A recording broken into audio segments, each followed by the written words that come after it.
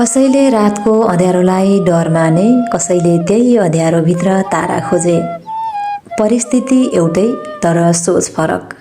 यही विषयवस्तुमा रहेर आज म तपाईहरूलाई एउटा छोटो मिठो कथा सुनाउनेछु। पुरा सुन्नुहोस्, के थाहा तपाईँको जीवन पो परिवर्तन भइहाल्छ कि। आउनुहोस् लागौँ विषयवस्तुतर्फ। एक समयको कुरा हो, कुनै एक बटुवा खोलाको किनार हुँदै कतै जाँदै थियो। त्यो खोलामा मात्र बगर थियो, बगरमा एउटा बाटो थियो। खोलाको आसपासमा पानी कतै पनि थिएन।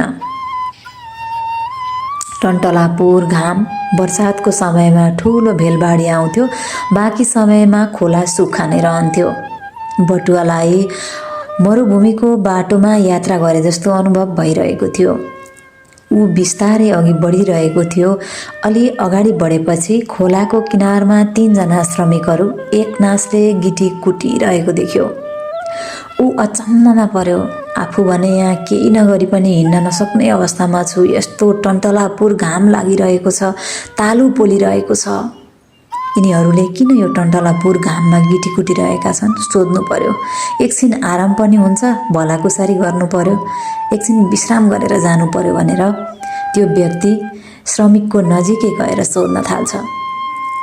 पहिलो श्रमिकलाई सोध्छ, तपाईले यो टन्टलापुर घाममा किन गिटी कुटिरहनु भएको छ? हात पाखुरा डढेर कालै भएका छन्, पसिनाका धारा निधारबाट चुहिरहेका छन्। यति दुःख गरेर किन यस्तो काम गर्दै हुनुहुन्छ? श्रमिकले उत्तर दिन्छ, के गर्नु हजुर, घरमा 3-3वटा छोराछोरी छन्। बुढी म गर्दाखेरि त 5 जनाको परिवार हुन्छ। 5 जनाको परिवारको पापी पेट पाल्नकै लागि भए पनि यो काम गर्दैछु हजुर, के गर्नु? उसले परिवारलाई दोष दिन्छ। ती बटुवाले फेरि दोस्रो श्रमिक नेरी गएर यही प्रश्न सोध्छन्, तपाईले चाहिँ किन यति धेरै दुःख गरेर यो काम गरिरहनु भएको छ? दोस्रो श्रमिकले पनि त्यस्तै जवाफ दिन्छ, के गर्नु हजुर, भाग्यमा यस्तै लेखेको छ, भाग्यमा जे लेखेको छ त्यही हुन्छ। मेरो भाग्यमा गिटी कुट्नै लेखेको छ त के म प्लेन उडाउन जाउँ, हवाईजहाज उडाउन जाउँ? उसले भाग्यलाई दोष दिन्छ। ती बटुवा तेस्रो श्रमिक नेरी गएर यही प्रश्न सोध्छन्, दाइ तपाईले चाहिँ यो काम किन गरिरहनु भएको छ, यति धेरै मिहिनेत गरेर यो टन्टलापुर घाममा? तेस्रो श्रमिक त मुस्कुराउँदै ट्वाक ट्वाक गिटी कुट्दै बटुवातिर हेरेर मुस्कुराउँदै भन्छ, हो हजुर, म गिटी कुटिरहेको छु।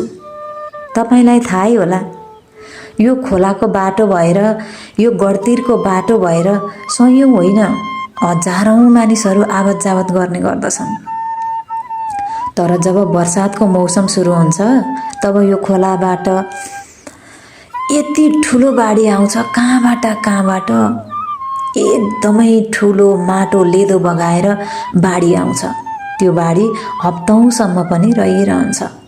वारीका मान्छे वारी र पारीका मान्छे पारी नै थुनिएर बस्ने हुनाले मानिसहरूलाई खोला तर्नको लागि सजिलो होस् भनेर यो खोलाको माथि पुल बन्दैछ। एउटा इतिहास रहने भएको छ, त्यसैका लागि म यो गिटी कुटिरहेको छु। राम्रो काम हुने भएकोले मलाई पनि खुसी लागेको छ। त्यही खुसियालीमा म टन्टलापुर घाम पनि नभनी, पसिना आएको पनि नदेखी, दुःख नमानी यो काम गर्दैछु। उसले कति मिठो जवाफ दिन्छ। यो कथाको मुख्य सन्देश नै यही हो। काम एउटै छ, समय एउटै छ, परिस्थिति एउटै छ, तर मानिसको सोचाइ हेर्नुहोस् त कति फरक छ।